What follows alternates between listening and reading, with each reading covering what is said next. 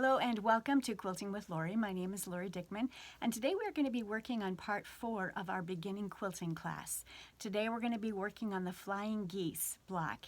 This is a really fun block. We're going to be using half square triangles to make these Flying Geese units. It's really the simplest way to accomplish the Flying Geese block. So let's get started. In the description box below this video, you'll see a PDF that you'll want to save it, print it, whatever you plan to do. I like to put mine in a notebook. I put mine in plastic sleeves, and I'm keeping every part of my beginning quilting class in here so that I can easily access it, and you'll have it available for future. This is a wonderful sampler block. In fact, one similar is on the wall behind me, and you're going to be learning everything from very basic to more complex blocks as we go through this sampler quilt. The blocks are a lot of fun to make, and I'm really anxious to get through all of them so that you're able to learn all of these different techniques in quilting. You can simply use certain blocks that you really like and make complete quilts with them and use sashing and so forth, or you can make a sampler block just like you see behind me on the wall. I will also have some other links in the description box below. One of those links will take you out to my website, Quilting with Lori, and you'll see my book set there. If you happen to have a lot of scraps in your stash and you want to learn how to get your scraps under control and get them cut, sorted, organized, and ready to use, check out my techniques book and a corresponding patterns book. They're a wonderful set for you to be able to accomplish all that. So I wanted to let you know that. I also am going to have a link below to my Facebook group page, Quilting with Lori, Scrap Up Your Stash. And as you're working through this quilting class, please make sure that you post pictures of your fabrics that you've chosen for it, of the blocks as you go through them. Everyone would love to see them. It's always an inspiration to see what everyone is working on. So make sure that you check out that link below and post some pictures. So here we've gone to my tabletop, and these are the fabrics that I have selected for this quilt. So remember, whenever you're working on each block, your fabrics are obviously not going to be the same as mine. Just make sure that you write in beside each of these descriptions. I'm using the colors that are noted here in this quilt for the description of what you need to pull for each block. But just simply write in your substitute, whatever fabric you plan to use. My light blue fabric is this beige. My dark pink is this burgundy. I've got another dark one here, my black. This is a medium pink that I have here, and then this would be considered a medium pink, and it's my focus fabric. This is what I basically pulled to actually start this whole palette. This is another color that I'm using. It's a medium.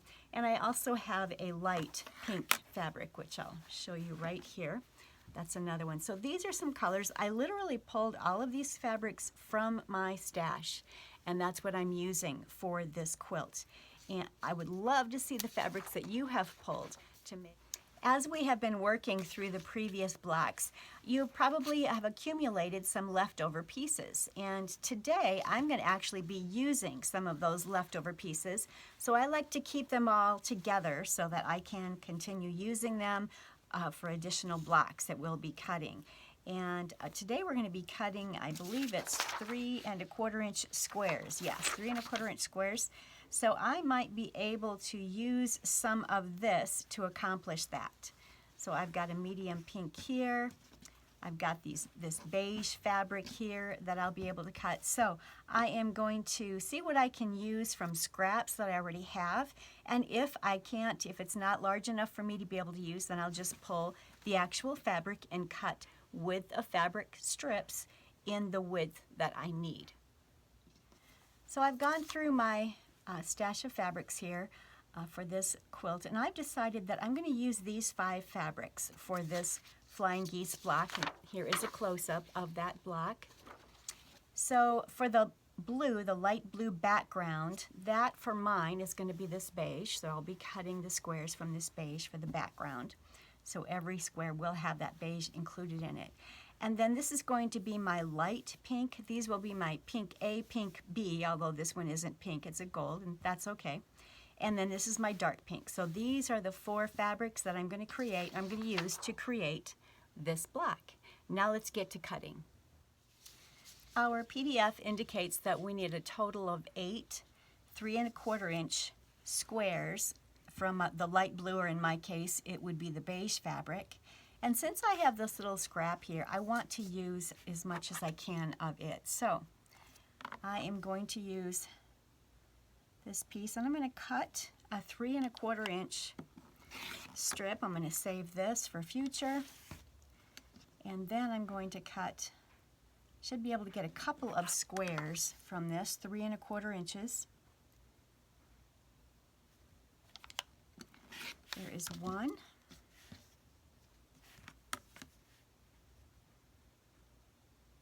And two. So I've got two 3 1/4 inch squares there. Now I'm going to cut a width of fabric strip that's 3 1/4 inches wide from this fat quarter here. And I had already made it even here. We did that last time in class, so I know that that is on the straight of grain there. Now I'm going to cut a 3 1/4 inch strip of fabric here. I need 6 more squares. This would be considered the light blue in your PDF. For me, it's beige. So let's see if I can get, or let's see how many I can get from here. So there is a total of 4. And here I have a total of 6. So my light blue, oops, yeah, so I still need 2 more. I can get 1 from here. I'll have to cut another width of fabric strip. Got a little tiny bit left. On some of these small pieces, I am going to be doing a video on crumb quilts. So if you have a lot of little pieces like this that really don't work for anything in your quilt, definitely save those, and I'll show you what you can do with these crumbs or these bits of fabric. So I still need 1 more cut here at 3 1/4 so that I can get the 8th square. I have 7 here that I was able to obtain from the previous cuts. There's 8. So now I have what I need in what would be considered the light blue fabric. So I'm going to lay this aside.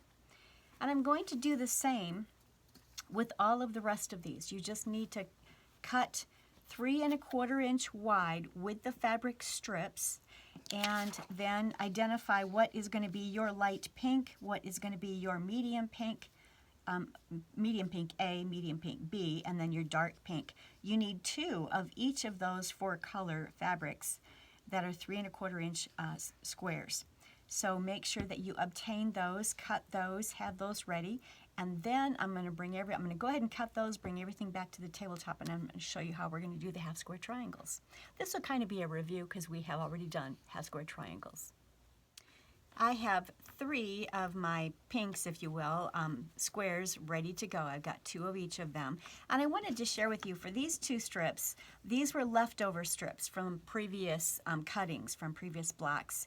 And they were wider than 3 1/4. But what I simply did, in what I'll show you here with this one, I am simply going to cut, this is folded, so I've got 2 blocks or 2 squares when I cut it.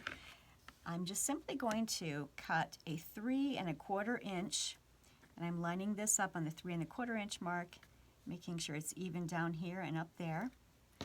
Cutting it at the 3 1/4 inch there. Then I will flip the square. It's a rectangle right now, and I've got to make it a 3 1/4 inch square. So I'm going to line it up again on the 3 1/4 inch here and remove this excess. And again, this little bit here, whoops, I didn't cut very well. I should be standing. If you stand as you're cutting, it definitely, your rotary cutter will definitely cut better. It's as if you have more strength on it. But this, again, these are tiny little crumb pieces. I'm going to save them, put them in my crumb box, and make crumb fabric with it later. But now I have all of my squares that I need to create my Flying Geese block. So we have a total of 8 3 1/4 inch light background squares. We have a total of 8 3 1/4 inch colored squares, we'll call it. And what we're going to do is pair them all up and make a total of 16 half square triangles here. So this is what we're going to do, and we did this last time where we just place, actually I should be putting the colored ones at the bottom here. So I'm putting colored squares right side up here. And then I'm going to take the light background, and it would be the blue if you're using light blue. I'm using beige for the light blue. I am matching them up right sides together. And I will be drawing a diagonal line from corner to corner. Let me get my ruler here. So I am simply using, this is an air and water soluble ink pen or a water soluble. It's called a disappearing ink or a marked begone pen. You could use a pencil, you could use an ink pen. It doesn't matter what you use because the line is actually going to end up being a cut line, so it won't be visible anyway. So you can actually just use a regular ink pen if you choose to. But I'm going to draw a diagonal line from corner to corner on each one of these. And so these four, I just moved that. But each of these will end up creating a total of 2 half-square triangle units. So each pair creates a total of 2. And what we're simply going to do, I'll use this one because it lays flatter. We are going to simply sew a 1/4 inch seam allowance on both sides of that drawn line, and we're going to do that on all of these. I'm going to do it in assembly line fashion. I'm going to start with one, go all the way down this line, all the way down, all 4 of them, then I'm going to turn around and come all the way back, and so on the other side all the way up to the top. I'm going to do that and I'll bring it right back to the tabletop. So I have started sewing, and I definitely would sew a scant 1/4 inch on each side, and that would be a thread or 2 less than a 1/4 inch. So I've already done the first one, and I'm just going to continue. I'll sew off the first unit, and now I'm sewing on the second unit a scant 1/4 inch. And here's my third one.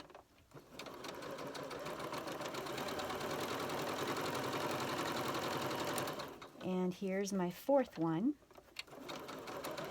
And I'm just putting them right under the presser foot and continuing. Now that I've got all 4 of these done, I am going to turn it around. And again, a scant 1/4 inch. And I'm going to come down the opposite side.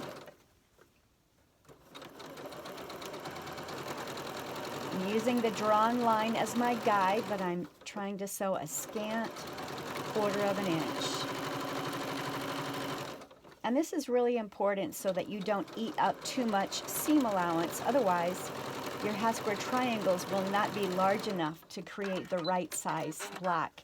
So here we have 4 of them that I can cut apart, and we still have 4 more units that we'll be creating. So these 4 are done. Now I'm going to finish up with the last 4 units. And my units are not all pink, as you can see. I've got a beige in here, or kind of a brownish, goldish brown here that I'm using. And again, I am just lining up the background squares right sides together on the colored squares. Again, just drawing a diagonal line corner to corner.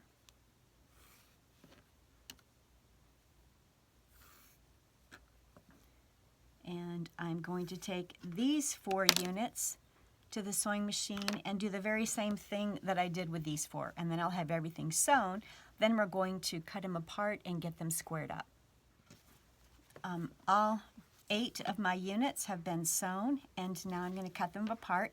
I'm going to do the same thing that I had showed last time. I like to cut from stitching line to stitching line. And what that does is it eliminates this extra dog ear here.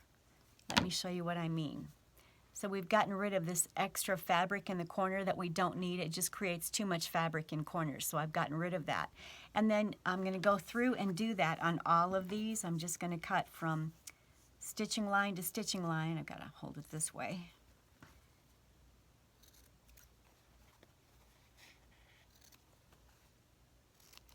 And that simply just gets rid of excess fabric.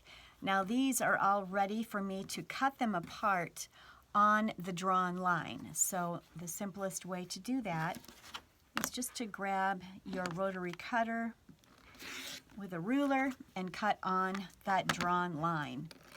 And so every one of these units is creating 2 half square triangles. I'll open this up here in a second and show you.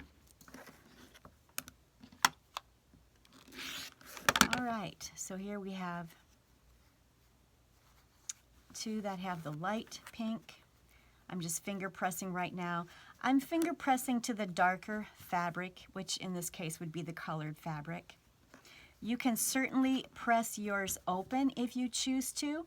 That's a wonderful way to do this. But I'm just going to press mine to the darker fabric.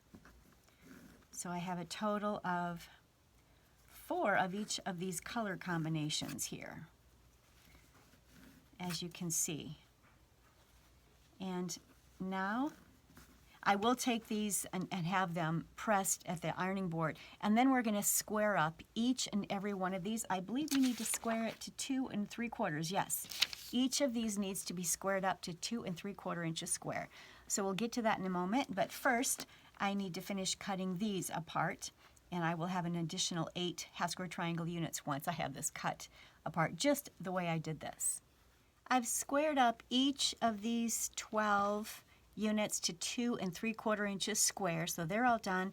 I have these 4 that I have to get squared up, and this is what has been removed from these. It isn't a whole lot, but it's really critical that that gets removed from each and every square so that your block goes together properly, and that when it's all finished, it will square up at 9.5 inches. So what I'm using is just an OmniGrid ruler. This one is a 6-inch ruler. If you had a 4.5-inch ruler, you could use that as well. The OmniGrid rulers have the 45-degree angle line in the center there, and that's what you need. Any ruler that has that 45-degree angle line there will help you to get these squared up. What I'm doing is lining up that 45-degree angle on the seam allowance right there. And I'm locating the 2 3/4 inch line and the 2 3/4 inch line here. I'm going to go ahead and just trim away a little bit here and flip it. Now I'm going to make sure it's sized at exactly 2 3/4. I kind of like to do all 4 sides so that everything is just perfect. So there we go. That one is done. Now I have these 3 to go. So you want to go ahead and do all of them. It doesn't take long at all. And so I'm kind of using the 2 7/8 inch line right here first for my first 2 cuts. Then I'm flipping it, and then I'm putting it at 2 3/4 inch. I just want to make sure that I don't cut away too much on these first 2 cuts. And I also want to make sure that all 4 sides of that square gets trimmed up properly. That's why I do this. All right. So 2 of them are done. I've got 2 more to go, and then I'm going to lay out the block, and you'll see how to put this together. I'm laying the block out next to me here, and I'm just following the diagram, row 1 through row 4, and this is how you'll lay it out. And you can put these colors in any fashion. You don't have to follow this color format if you don't want to. The arrows are going in opposite directions here, so that's something to think about, and you don't have to have it do that if you don't want to. This is your quilt. Have fun with it. You can change things around any way you choose to. So I have gone ahead and put these on here. Make sure that you orient each of the half square triangles correctly so that they actually create the Flying Geese unit. So my Flying Geese, 4 are going this way, 4 are going that direction. And now I'm going to sew them together. I'm going to web this together like I normally web a block. I will start up here, and for you actually it would be here. This would be the top left for you. And I would take the second one, place it here, stitch a 1/4 inch seam allowance, bring these next 2 up to the sewing machine, right sides together, continue stitching a 1/4 inch seam allowance, bring the next 2 up to your sewing machine, continue stitching a 1/4 inch seam allowance, bring the last 2 up, continue stitching. So now these 2 rows have been webbed, or columns have been webbed together. So pretend these have been sewn and there's a thread that has webbed this together. Then you're going to come back to this 3rd column and you're going to bring this up to the sewing machine and start sewing there. Continue on down and do this with all 4 rows. That webs the columns together. Then you can actually sew the rows together. It's a wonderful way to make sure that nothing gets out of place. The orientation of each of the blocks remains accurate. It's just a great way to go ahead and piece your blocks together. So that's what I'm going to do. So I have these first 2 webbed together, and I am going to finger press this entire row so it's going in that direction. You can press these either direction, it doesn't matter at this point, but just go ahead and press your units. So I'll bring this first 2 columns up here and grab the first block in the 3rd column and start sewing this.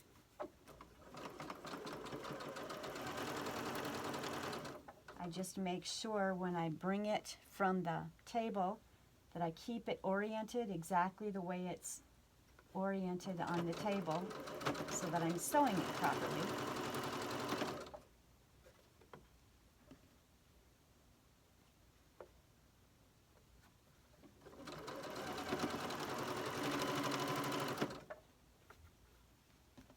And here's the last one from the table.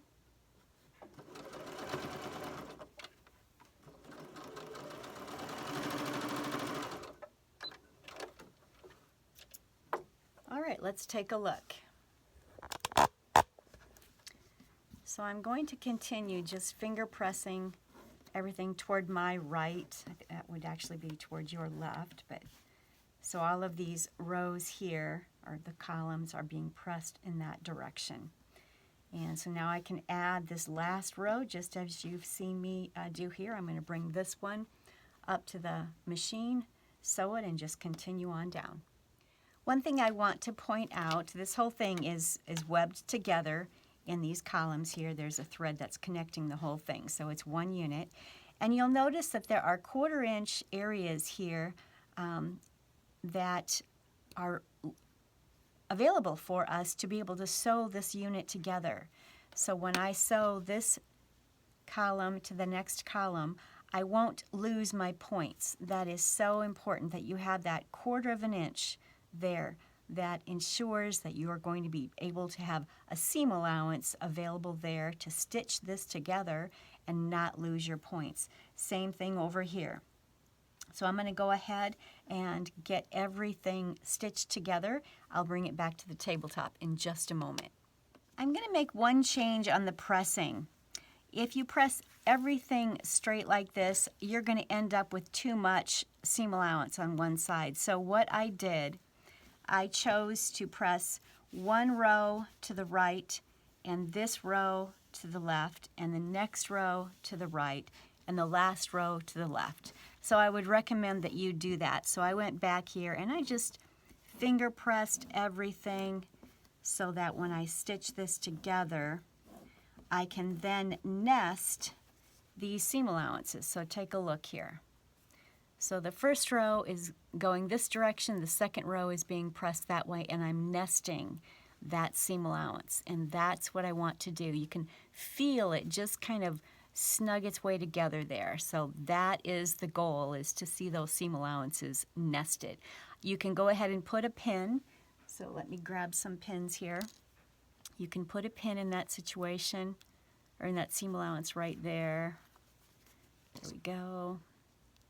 Here's another one. And here's this one. And you could even, if you chose to, put a pin on this very last. And then you're ready to take it to the machine and stitch a 1/4 inch seam allowance down that entire row.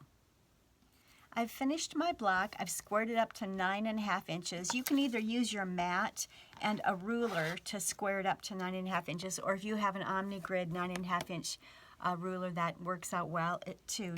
Whichever, you don't have to go out and buy a special ruler for that. You can simply just use your mat and a longer ruler to square everything up.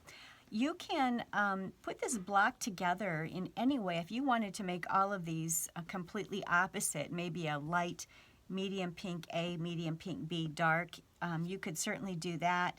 You can have them flowing all in the same direction. This is just an idea for you for this sampler. You can put your sampler block together any way that you'd like to. And I'm very happy with mine. I'm very excited that we've got this one done. And next week, we'll be on to the next block. So far, we've done the fence rail or the rail fence block. We've done, or the rail fence block is here, the square and a square block is here, the double monkey wrench is here, and then our flying geese block. So we've got these 4 blocks ready to go. And you could have fun creating a beautiful quilt just using these 4 blocks and making more and more of them. You could create something really fun with all 4 of these blocks, just making more of each of them. Maybe do a lap quilt or a queen size quilt or even a king size quilt. You could have fun with this. Next week we're going to be working on the log cabin block, and that's that center one right there. That one will be a lot of fun to create, a very simple one. And make sure that you keep your leftover bits of fabric that we've been working on in case you can actually use them for cutting for the next block that's coming up. There's so many fun things that we have in store. I can't wait to share it all with you. Hopefully you've enjoyed the flying geese block and find out just how fun it is to make flying geese. It's very simple. Love making them. And I hope you're enjoying the entire class. Thank you so much for joining me today as we have put together our flying geese block. Hope you've had fun with it, and I'm looking forward to next time where we'll be working on our log cabin block.